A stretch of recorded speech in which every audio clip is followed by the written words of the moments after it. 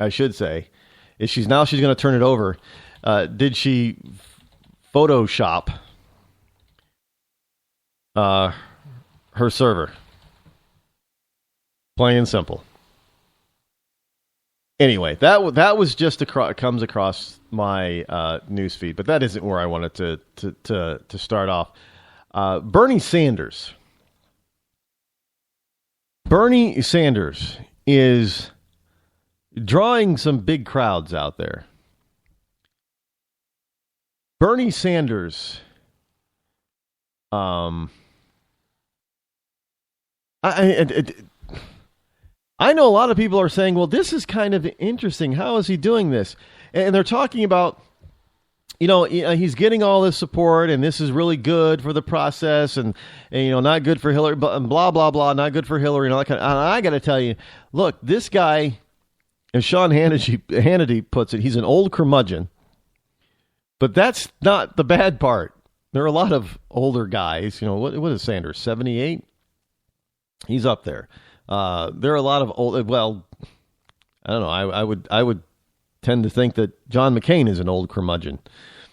There are a lot of curmudgeons out there. So there's nothing necessarily wrong with being a curmudgeon. You're just old. Happens. If I live to see 78 or 80, I will probably be referred to as an angry old black man. And I probably will be an angry old black man. That's a ways away, but who knows? Maybe when I'm 80, I will be that way. It just depends on what happens between now and then. So there's nothing wrong with being an old... I'll probably end up being an old curmudgeon. There's nothing wrong with being a curmudgeon. Not really. It doesn't mean that you have the wherewithal and the temperament to be in politics anymore, but other than that, there's nothing wrong with being a curmudgeon. The point is that we have all of these people that seem to be supporting Sanders via the thousands of people that show up to his events. And some people are trying to make the correlation. Well, oh my God, this is terrible, because this is how Obama went. Obama started gathering these huge crowds, and he ended up being elected. Could this be what Sanders is doing? Oh, no, this can't happen.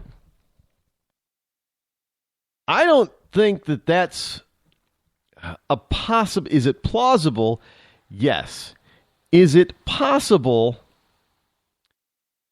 Probably not. Look, if Bernie Sanders, the problem I have with all these people showing up to a Bernie Sanders event, listening to this guy talk, I don't care if they're young, middle-aged, or old. It doesn't matter. All these thousands of people. My problem with this is that it's scary simply because of the correlation between Sanders and Obama. And it has nothing to do with Hillary. Now, I'm really going to tell you this. Bernie Sanders' popularity really does not have a lot to do with Hillary Clinton. It really doesn't. Now, are the Democrats looking for somebody other than Hillary? Because, some of them think that Hillary might be damaged goods and might not be able to go all the way, might be indicted or go to jail, what have you. That is a possibility. Yes, that is there, and a lot of people are probably thinking about that. But even if there was somebody else in the race who was of, quote unquote, Hillary's caliber without the recent baggage, Bernie Sanders would still be igniting the number of people and crowds that he is currently getting. And this reflects and is very similar to Barack Obama. This is the scary part. Now, this does not mean that these people are going to follow through and pull the lever for Bernie Sanders for president. However, the very fact that they are showing this guy love and support and attending his events, and that these are the same kind of people that supported Obama. Basically, it is. It's because the reason why it's scary is simply because these people are supporting or showing support and love for somebody who very much professes socialism. Obama does not deny that he's a socialist. He doesn't deny it. Oh, and Sanders, he doesn't deny it either. In fact, he wears that title with a badge of honor. So we have all these people who are not necessarily in support of Bernie Sanders, the person, but they're in support of his ideas, which is socialism. Because this is, you want to talk about being extreme lefty and being a total socialist, poster child. That's Bernie. You think Obama's damaging to the Constitution? You wait till you get a President Sanders. And because he's an old curmudgeon, it'll be if that's possible, Obama on steroids. Oy vey, how dangerous could that be?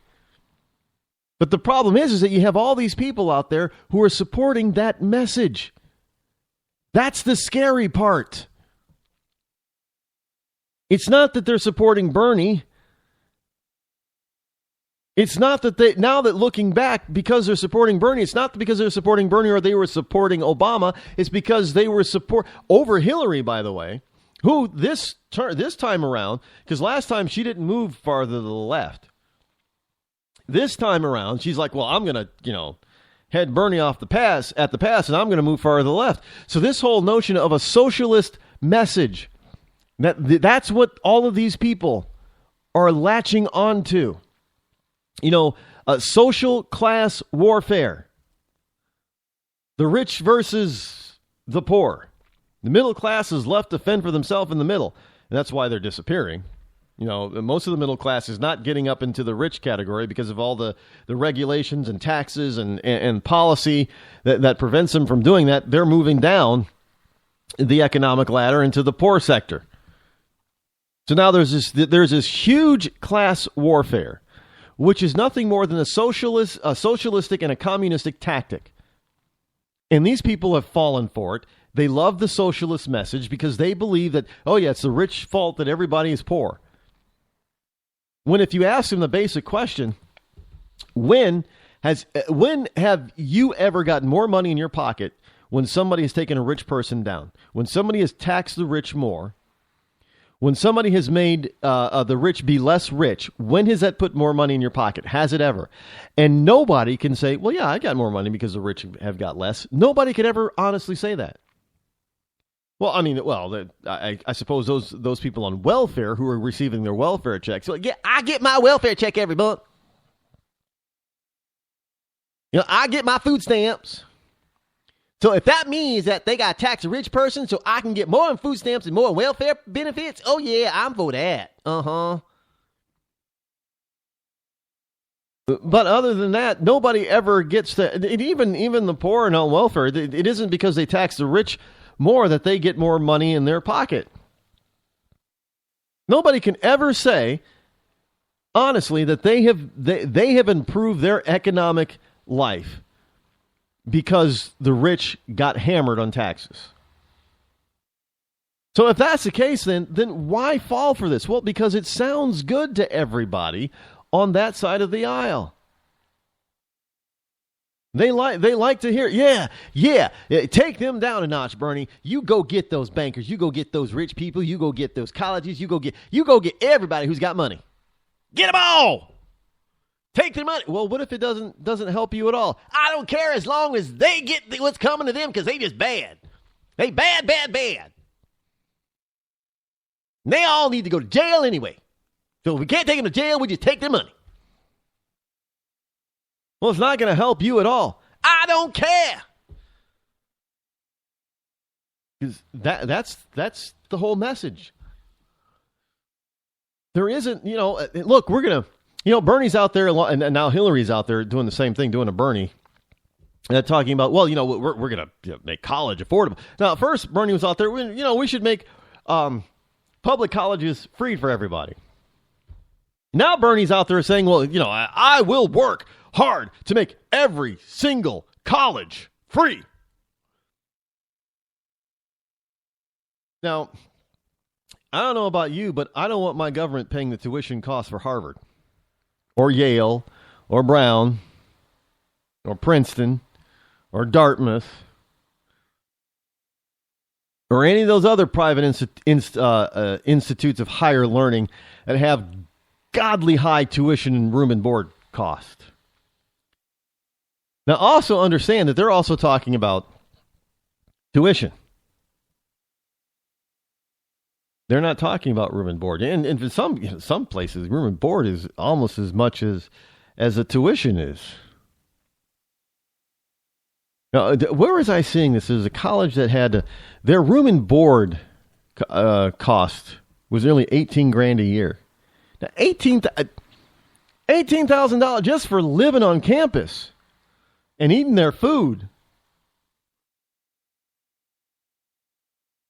That doesn't even include the tuition and books. I mean, no wonder it costs so much to go to college. These colleges are raking, private colleges are raking it, big education, that's what I call it. They're raking it in. And of course, if government starts, sure, government's going to limit how much they're going to pay, and these colleges are going to have to capitulate. No, okay, so we can't charge $50,000 a year, so we're only going to be able to charge $45,000, but that's okay. And we, the taxpayers, will foot the bill. And they think and everybody thinks, well, they just going to tax the rich to get free college. Well, you can't tax the rich forever. If you keep tossing on, so what is it? 200. Was it $350 billion or $380 billion in additional spending in Hillary's plan? That's just for public school. Now, can you imagine for private? Can you imagine private? What it would cost for if they wanted to try to bring in private schools under this? Government will pay, because all you see from the left is these countries have free education. Well, what they fail to tell you is that their nominal tax rate, income tax rate, is 60, 70, 80%. Literally. Somebody's got to pay for this stuff, and it's going to be the taxpayer. But everybody's out there just loving the message that Sanders has, and the message is a message of socialism. Plain and simple, it's a message of socialism. Nothing more, nothing less. So you can't get really bent out of shape because Sanders is drawing kind of the same kind of crowds in the early days as Barack Obama started to draw. In fact, in some cases, he's probably drawing more of a crowd. But it is, it is what it is, and that's the Sanders plan, socialism.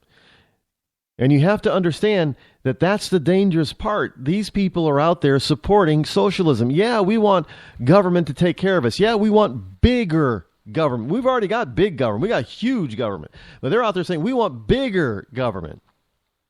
We want government to be more involved in our lives. We want government to help us with our lives on a daily basis.